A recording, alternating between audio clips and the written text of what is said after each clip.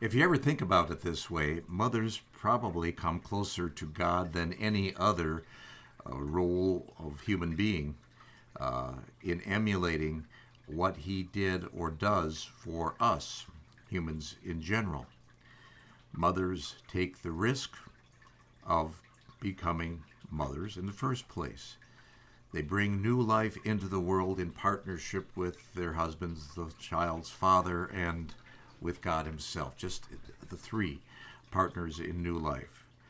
They instantly bond with and love that child as if she or he had been a part of their life forever. That first introduction cinches it. Mothers love their children uh, without qualification from that point onward. They provide them food and nourishment and protection to the extent that husbands do their share. That burden is shared.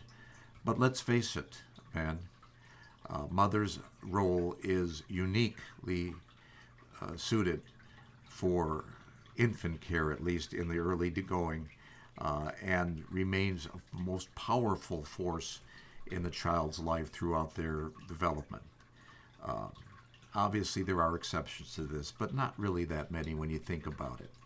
And this is not a sexist statement. This is simply a recognition of a role that most mothers willingly accept and wouldn't share or trade off for anything. They juggle so many things to make raising children possible. Their careers, along with being the kind of mothers that they want to be. And their children know that. They may not always show it. And on this Mother's Day 2023, I'm hoping that we all do share it and show it to our mothers, assuming that we're fortunate enough to still have them with us. I would extend these same attributes to grandmothers and even great grandmothers if there's some of them still around.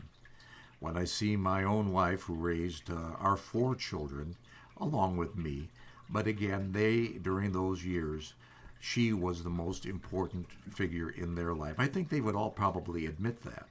And it doesn't displease me in the least or make me envious or jealous to say it. I recognize it. A mother's role is that special, is that unique.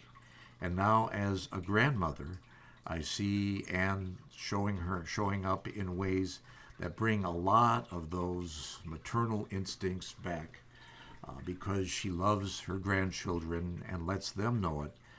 And fortunately for us, we have such wonderful grandchildren that they do the same in return and they show their gratitude. Now, there were many times, let's face it, when we let our mothers down. And they might have gotten quite angry with us, but part of their role, of course, was discipline and nurturing involves helping us not just live, but also helping us live in the right way. For all those times that we overtly disobeyed, showed disrespect, became very angry and agitated or selfish, fought with our siblings, whatever it is we did that irritated mom, I hope we were able to eventually let her know how sorry we were for that. And even if we didn't always do that, I think we can be assured of her forgiveness. Again, in mimicry of God and Jesus in particular, his son on earth, she forgave as he did.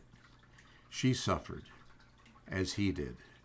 She showed her loyalty and unconditional love as he does for each of us today. I was present when my mother passed from this world, and it was after a period of years where there was a role reversal, where the old folks sort of looked after the older folk, in this case, my mother, even though her physical needs were cared for by a facility.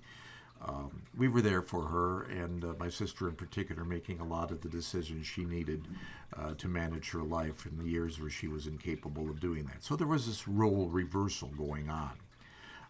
A lot of people in my age frame can identify with that. But I was with my mother in the last day of her life and spent it with her.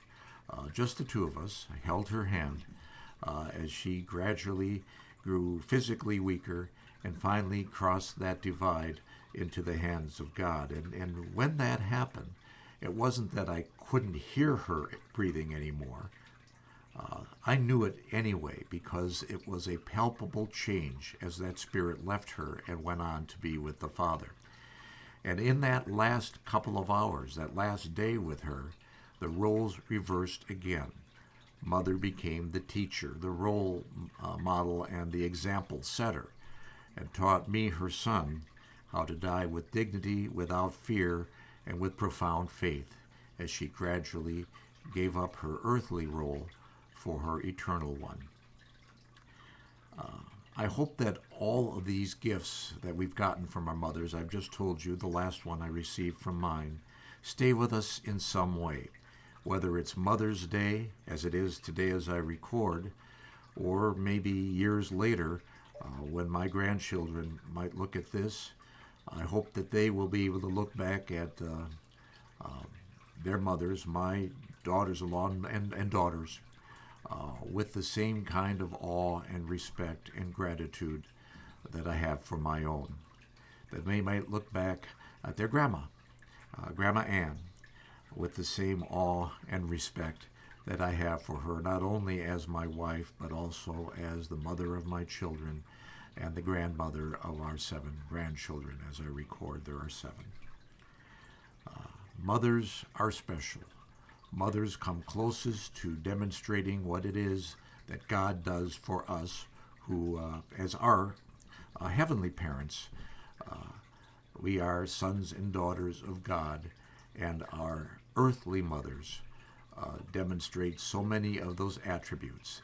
This is what it looks like. All we have to do is look to our dear, sweet mothers, forgiving them for those lapses they had in their lives, but understanding that they have a lot more generally to forgive us for, and they did their best. They did their best, and that's more than good enough in almost every instance, because of that undying love that pervades from God the Father and our mothers too. Thanks.